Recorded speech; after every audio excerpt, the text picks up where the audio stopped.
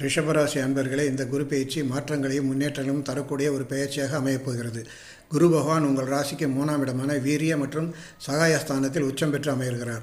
3இல் குரு 30 முக்கோடி தேவர்களையும் அலைகழிப்பார் என்ற பழமொழி இருந்தாலும் குரு இங்கு உச்சம் பெறுவதால் கெடுபலன்கள் குறைந்து நற்பலன்களே அதிகம் நடக்கும்.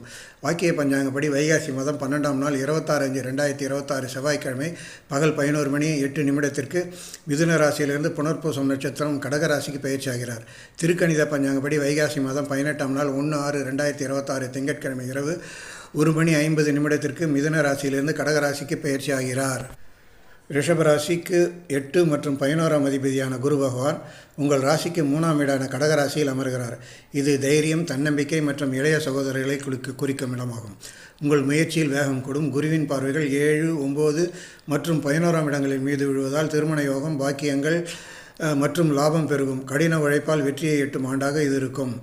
குடும்பத்தில் சுப நிகழ்ச்சிகள் நடைபெறும். குறிப்பாக குருவின் பார்வை 7 மற்றும் 9ஆம் இடங்களில் விழுவதால் தடைப்பட்டிருந்த திருமணங்கள் கைகூடும். கணவன் மனைவியிடையே ஒற்றுமை பலப்படும். இளைய சகோதர சகோதரிகளால் ஆதாயம் உண்டு.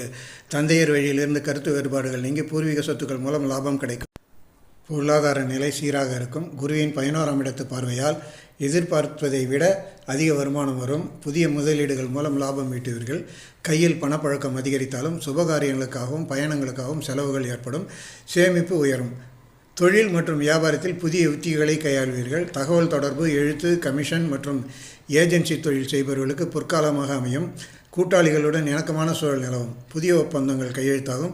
சிறிய அளவிலான முதலீடுகள் பெரிய லாபத்தை தரும். உத்தியோகத்தில் இடமாற்றம் கிடைக்க வாய்ப்புள்ளது. மேலதிகாரிகள் ஆதரவு உங்களுக்கு கிடைக்கும். உங்கள் ஆலோசனைக்கு அலுவலகத்தில் மதிப்பு கூடும். வேலையில் கூடுதல் பொறுப்புகள் வந்தாலும் அவற்றை சிறப்பாக செய்து முடிப்பீர்கள். வெளிநாடு செல்ல முயற்சிப்பவர்களுக்கு சாதகமான சூழல் ஆரோக்கியம் சிறப்பாக இருக்கும். மனதைரியம் அதிகரிப்பதால் உடல் நலமும் மேம்படும். இருப்பினும் பயணங்கள் போது உணவு விஷயங்களில் கவனம் தேவை. கழுத்து, தோள்பட்டை தொடர்பான சிறிய உபாதைகள் வந்து நீங்கும். யோகா மற்றும் மூச்சு பயிற்சி மன அமைதியை தரும். ரிஷபராசி பெண்களுக்கு மன மகிழ்ச்சியான சூழ்நிலை நிலவும். ஆடை ஆபரணங்கள் வாங்குவீர்கள். திருமண வயதில் இருக்கும் பெண்களுக்கு நல்ல வரன் அமையும். உடன் பிறந்தவர்களின் திருமணத்திற்கு உதவி செய்வீர்கள். ஆன்மீக பயணங்களில் ஈடுபாடு அதிகரிக்கும். வேலைக்கு செல்லும் பெண்களுக்கு பதவி உயர்வு உண்டு. அரசியல்வாதிகளுக்கு பொறுப்புகள் கூடும். தொண்டர்களின் ஆதரவுடன் மேலிடத்தின் நம்பிக்கையை பெறுவீர்கள். புதிய பதவிகள் தேடி வரும். மேடை பேச்சுக்கள் மூலம் மக்கள் செல்வாக்கை பெறுவீர்கள். மறைவுகள், எதிர்ப்புகள் இருந்தாலும் உங்கள் சமயோதிச புத்தியால் அவற்றை முறியடிப்பீர்கள். மாணவர்கள் கல்வியில் அதிக கவனம் செலுத்த வேண்டியிருக்கும். விடாமுயற்சி செய்தால் மட்டுமே நல்ல மதிப்பெண்களை பெற முடியும். விளையாட்டு மற்றும் கலைத்துறையில் உள்ள மாணவர்களுக்கு புதிய வாய்ப்புகள் கிடைக்கும். உயர்கல்விக்காக வெளியூர் அல்லது வெளிநாடு செல்லும் முயற்சி வெற்றி தரும். வியாழக்கிழமை தோறும் நவகிரக குருவுக்கு கொண்டக்கடலை மாலை அணிவித்து வழிபடவும். தினந்தோறும் குலதெய்வத்தை நினைத்து வழிபாடு செய்தாலே பன்மடங்கு நன்மை தரும். சனிக்கிழமை அல்லது வியாழக்கிழமைகளில் பெருமாள் தாயார் வழிபாடு செய்வது மிகுந்த நன்மைகளை தரும். உங்களால் முடிந்தவரை ஏழை மாணவர்களுக்கு நோட்டு புத்தகங்கள் அல்லது கல்வி உபகரணங்கள் தானமாக வழங்கவும்.